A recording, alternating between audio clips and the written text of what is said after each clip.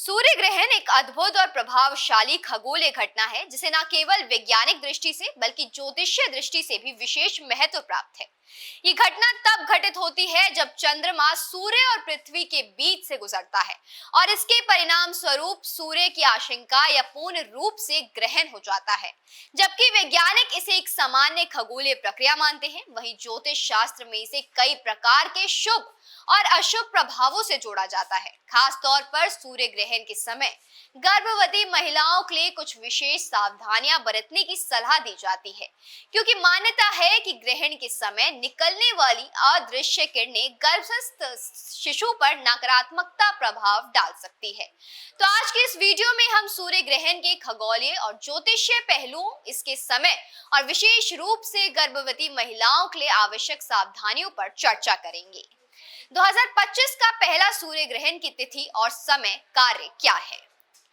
वर्ष 2025 का पहला सूर्य ग्रहण 29 मार्च को पड़ने वाला है। ये ग्रहण चैत्र अमावस्या के दिन घटित होगा और इसकी समय विधि दोपहर 2:21 से शाम 4:14 तक होगी।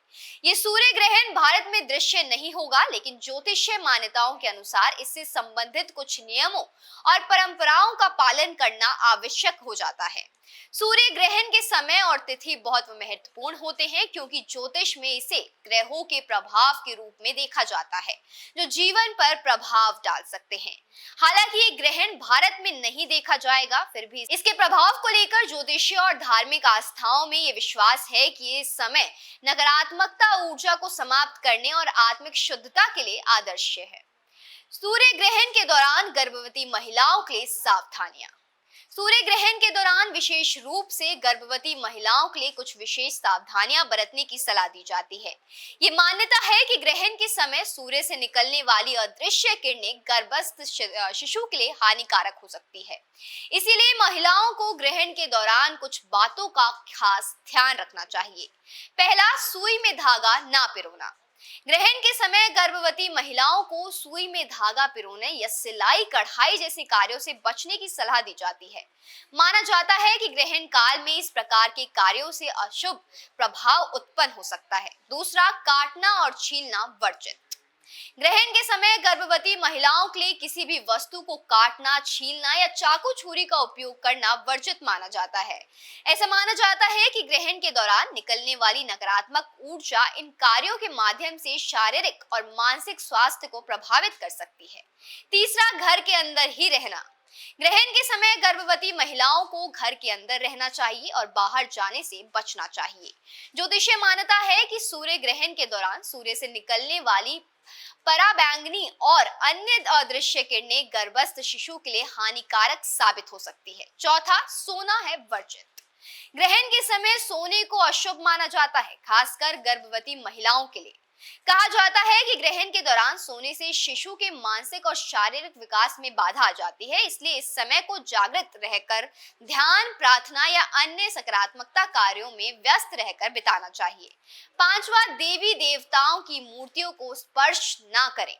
ग्रहण के दौरान देवी देवताओं की मूर्तियों को स्पर्श करना वर्जित माना जाता है। ज्योतिषीय मान्यता के अनुसार सूर्य ग्रहण के समय मंदिर में पूजा पाठ और मूर्ति स्पर्श से नकारात्मकता ऊर्जा का प्रवेश हो जाता है। हालांकि मन में भगवान का ध्यान करना और मंत्रों का जाप करना लाभकारी माना जाता है। छठा, भोजन बनाने और खाने से बचे। ग्रहण के दौरान भोजन बनाने और खाने से बचने की सलाह दी जाती है। ये मान्यता है कि इस समय की अशुद्ध किरणें भोजन को दूषित कर सकती है, जिससे स्वास्थ्य पर नकारात्मकता प्रभाव पड़ सकता है। ग्रहण के बाद ही भोजन करना शुभ माना जाता है। अब जानेंगे सूर्य ग्रहण के बाद क्या करें। ग्रहण के समाप्त होने के बाद कुछ विशेष कार्यों को करने से सकारात्मकता ऊर्जा मिलती है और जीवन में शांति एवं समृद्धि आती है। ग्रहण के बाद के कार्यों पर ध्यान देना उतना ही महत्वपूर्ण होता है जितना कि ग्रहण के दौरान की सावधानियां। पहला, स्नान करना। ग्रहण समाप्त होने के बाद स्नान करना शुभ माना जाता है। माना जाता है कि स्नान करने से नकारात्मकता ऊर्जा समाप्त हो जाती है और शरीर और मन को शुद्धि मिलती है।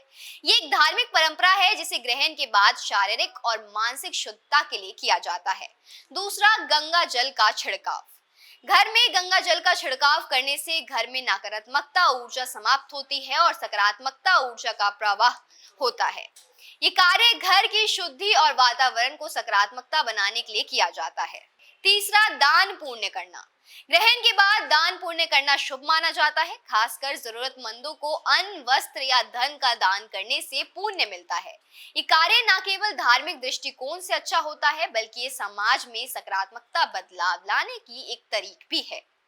चौथा, मंदिर में जाकर आशीर्वाद लेना। ग्रहण के बाद मंदिर जाकर भगवान का आशीर्वाद लेना और अपने जीवन में सकारात्मक ऊर्जा का समावेश करना अत्यंत लाभकारी माना जाता है। हवन, पूजा या मंत्र जाप करने से वातावरण में सकारात्मकता का संचार होता है और जीवन में समृद्धि की ओर मार्ग प्रशस्त होता है। इसका निष्कर्ष ये निकला कि सूर्य ग्रहण एक महत्वपूर्ण खगोलीय घटना है जो हमें आकाश की रहस्यमय घटनाओं से परिचित कराती है। वैज्ञानिक दृष्टिकोण से ये एक सामान्य खगोलीय घटना है, जबकि ज्योतिषीय दृष्टिकोण से इसे शुभ और अशुभ प्रभावों से जोड़ा जाता है।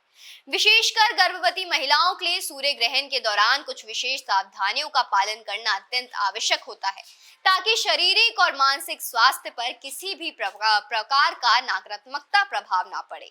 ग्रहण के बाद स्नान, गंगा जल का छिड़काव, दान पुण्य और मंदिर में पूजा करने से नकारात्मक ऊर्जा को दूर किया जा सकता है और सकारात्मक ऊर्जा का संचार होता है।